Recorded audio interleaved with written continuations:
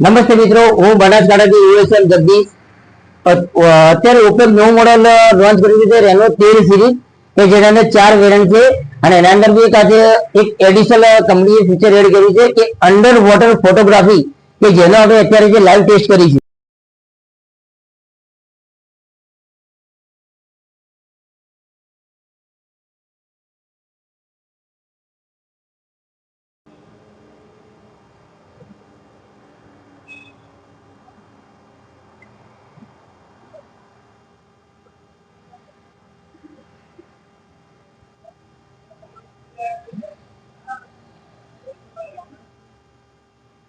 Photo પડી ગયો.